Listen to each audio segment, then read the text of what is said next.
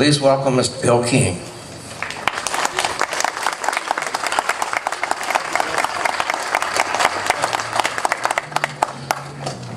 Thank you, Bill. And thanks to all of the veterans that make this day possible. You know, earlier today, I was out circulating with the crowd, and somebody said to me, just who is the 29th? Well, I was a little astounded because the 29th Division came from you. It came from these valleys. It came from the New River Valley. It came from the Roanoke Valley and the Shenandoah Valley. And segments of it have existed since the 1730s. Now, our purpose,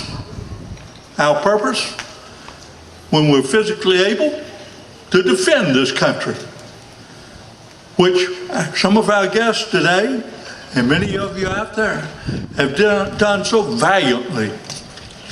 Now, one of the things that, to answer that party, I want you to know who the 29th Division is. The 29th Division's purpose is to perpetuate the friendships that we cherish, to keep alive the spirit that never knew defeat, to glorify our dead, and to further keep before our country the record of the 29th Division and all wars. We associate ourselves in an organization known as the 29th Division Association. If it hadn't have been for men like this right here, on the 6th of June, 1945, I'm sorry, he'll straighten me out. If it hadn't have been for these men right here that breached the heart of the Nazi defenses,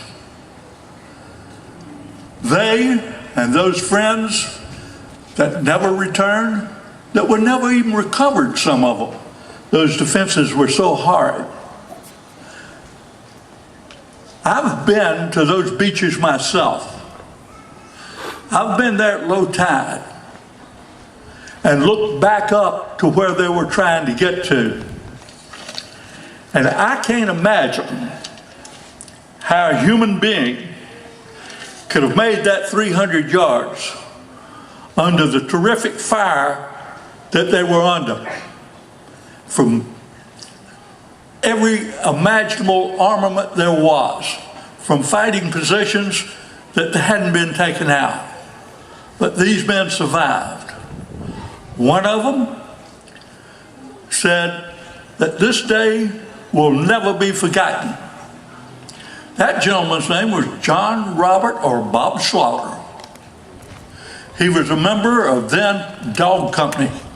We know it now as Delta Company. And so henceforth, little old Post 64 there in Roanoke, Virginia, has raised over $1,200,000 in keeping that D-Day memorial there where you can go and appreciate the people that died for your freedom.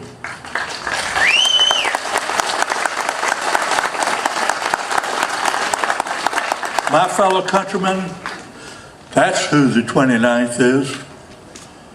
These men, if that Veerville draw right there on Omaha Beach hadn't have been breached,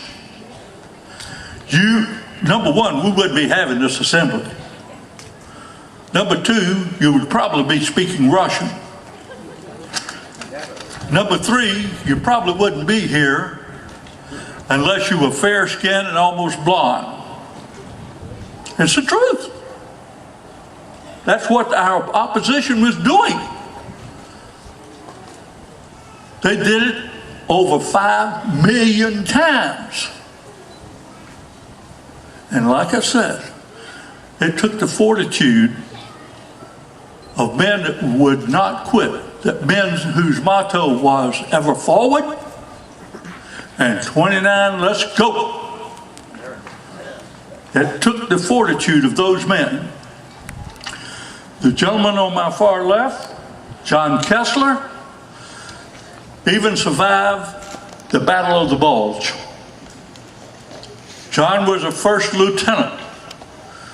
He went in with, was it 600 and something men, John? Anyway, they came out to where there wasn't enough of them left. They had to fold their colors and turn them in nationally. That was the 509th Parachute Battalion. Gentlemen, ladies, children, appreciate your freedom. Appreciate your freedom.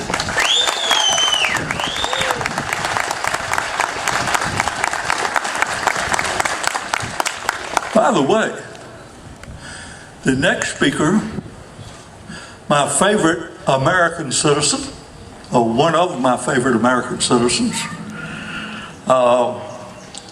has done post-64 so many favors. He has an excellent contact with the French embassy, and I want you to know that the French government has knighted both of these gentlemen. This is Sir Charles Neighbor and Sir John Kessler. The Legion of Honor, both of these men. And the next speaker, like I said, one of my favorites, came over here, and he is so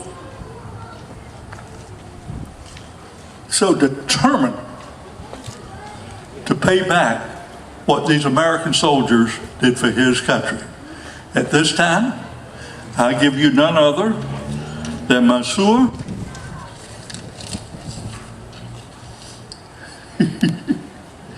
well, okay. Which way do you want it? Huh?